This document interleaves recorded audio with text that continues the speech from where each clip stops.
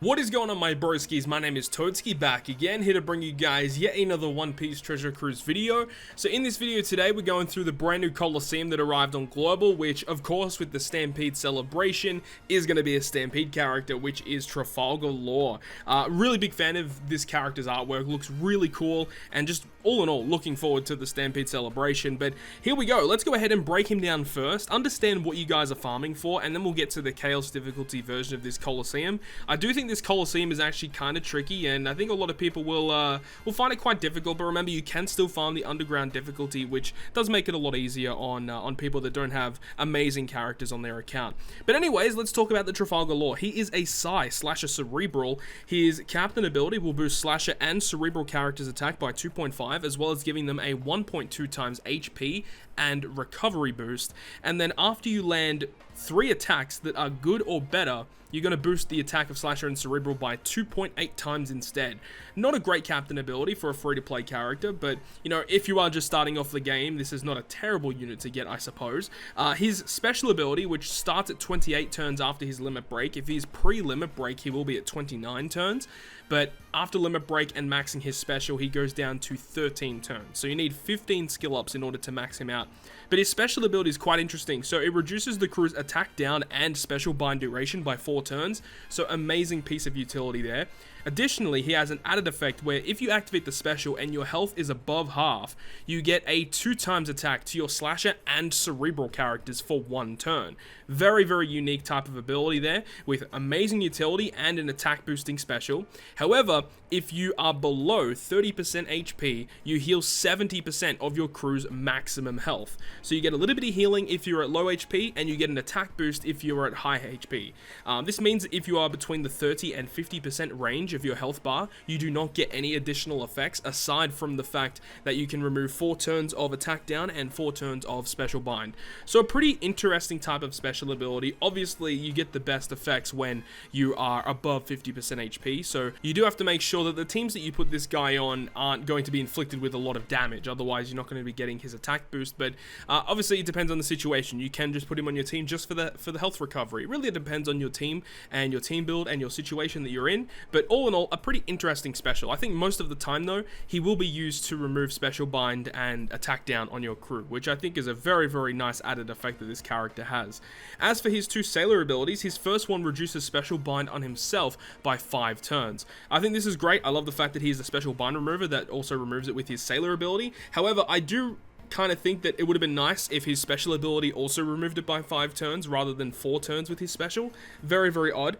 And his secondary crewmate ability is also very good, making Psi slots beneficial to your Slasher characters. I believe the Psi Rare Recruit Mr. 1 also does a very similar thing, so it's always nice to have free-to-play characters that can do this sort of thing, so that's kind of good.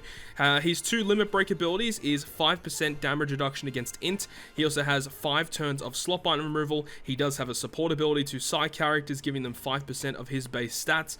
So all in all, the main reasons why you would want this character is enabling you to remove special bind and attack down, as well as applying an attack boost to your Slasher and Cerebral characters. But all in all, now that we've gone through the character himself, let's get into the actual dungeon itself. So round 1 is against Virgo and Doflamingo. Virgo is who appears on stage 4 as the mini-boss, and he has 2 million health. His preemptive attack has a delay and a defense down immunity, whilst also buffing his own attack and defense for 98 turns. He also cuts your health by 80%. Now the blue shield is quite annoying, but it's something that you don't have to bring a unit to remove that blue shield. You can attack through it as long as you have a relatively decent attack multiplier and decent dex characters. You should be able to break through. And then on stage 5, which is the final boss, Doflamingo, he has 2.6 million health, and he is quite annoying. So his preemptive attack gives your crew entire paralysis, 3 turns of special bind, and they apply a 1 turn special limit. So you can only use 1 special for that 1 turn. However, after stalling 1 turn, he'll actually go ahead and apply a delay immunity, he enrages, and he also will go ahead and rewind all of your specials for 3 turns. In this circumstance here, I just use Shirahoshi Mancherry to remove the special limit to then burst him down on turn 1. If you don't have that, then I recommend bringing a character that can rewind your specials, as well as like Time Skip Nami to remove the paralysis and special bind on turn 1. That sort of team is going to be very, very effective against this Doflamingo on round 1.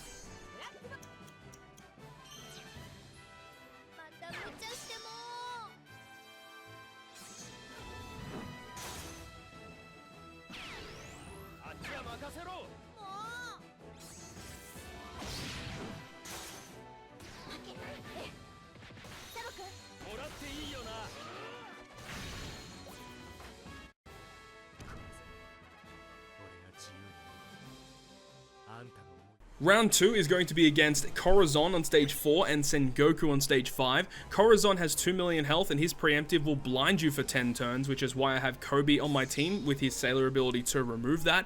He also makes perfects more difficult to hit and he makes bomb orbs appear for your entire team. The thing is if you change your orbs in any way, he will change them back to bomb orbs, which is why I use the Baby 5 on this team. You could definitely use 6+ Shirahoshi or the regular 6-star Shirahoshi to give you a full board of rainbow orbs, and they cannot be swapped into the bomb orbs. And every single turn, he's going to continuously blind you and continuously give you those bomb orbs. So it obviously is highly suggested to either make them beneficial or to go ahead and bring Shirahoshi to go ahead and remove those orbs. The final boss, Sengoku, has 4.5 million HP. His preemptive has an immunity buff. He has a 3-hit perfect barrier, and he has a damage reduction shield. So any damage from strength, quick, or int characters is reduced by a significant margin. So it is very advisable to bring a % damage reduction remover.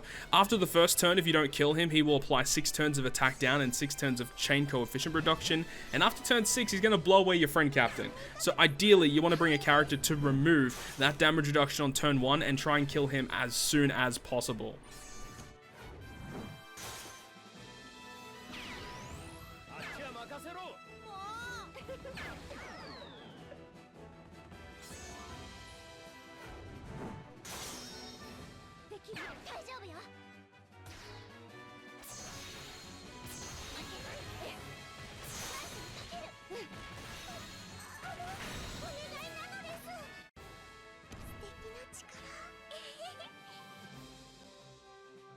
So now round number 3, we're up to Trafalgar Law, but on stage 3 we have a mini-boss, Monkey D. Luffy, who has 3.2 million HP. He will have a preemptive attack of 2 turns of a damage reduction and 2 turns of a good barrier, a 2-hit good barrier, and he'll also cut your health in half as well. After turn 2, when the good barrier and the damage reduction is gone away, he will then apply 2 turns of attack up and 2 turns of blue shield defense. The defense, I don't think it's too significant, but obviously you want to try and take him down as soon as possible. Bringing a damage reduction unit or a unit to remove the damage reduction would help with this stage a lot. But then again, after 2 turns, you're just going to have to deal with him again anyway with buffed attack and buffed defense. So ensure you have some sort of way to get around that. He isn't too tricky as he doesn't hit that hard. But stage 4 is going to be a pretty annoying stage for many players. We have Buggy, Alvida, and Kabaji. So the preemptive attack, they have delay immunity, poison immunity, they recover every turn, you'll target lock 2 Kabaji, also 3 turns of normal attacks only, and 2 turns of special rewind to your entire team. After turn 3 though, they actually all run away, which is cool, but the thing is each of them have an added effect. So when Buggy runs away, if you don't kill him before he runs away, 8 turns of special rewind is inflicted to your team. If it's Alvida that runs away, she'll go ahead and cut your health by 10% and slot bind your left column, and then Kabaji will slot bind your right column as well as cutting your health by 10%. If you don't want any of these effects to activate, you have to kill them before the end of turn 3. Otherwise, it's going to be quite annoying. The slot bind can be, get around with limit break abilities and switch effects, but with Buggy getting 8 turns of special rewind, that is going to be pretty much a game ender for your run if you do get that inflicted to your team.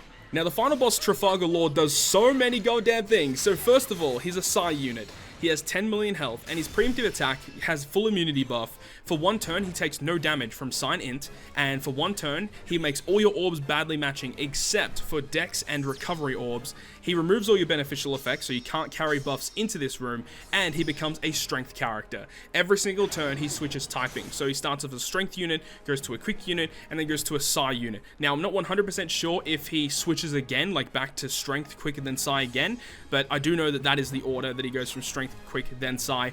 After turn 1, he then pretty much applies the same buffs over again, but they are slightly different. So because he is a Quick unit, he's going to make non-strength and recovery orbs beneficial, and also has the immunity buff against Sign Int. Removes all beneficial effects. The turn after that, not listed on the left-hand side, because he is a Psi character, he will then take no damage from Strength, dex, and quick characters, which you guys will see that activate when we get into the secondary team of this video using V2 Katakura. You guys will understand exactly how he actually activates his effects. And the thing is when you actually kill Law, he will revive to 2 million HP, and he also applies 5 turns of despair to your team. So having a character that can remove that, or having a very good support ability to remove that, is going to be very important here.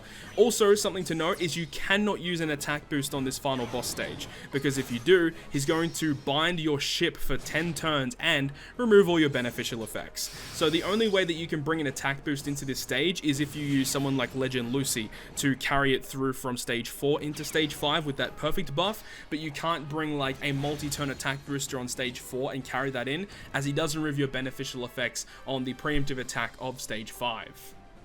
Now, the two teams you guys are seeing in this video, there are definitely variations of each of these teams.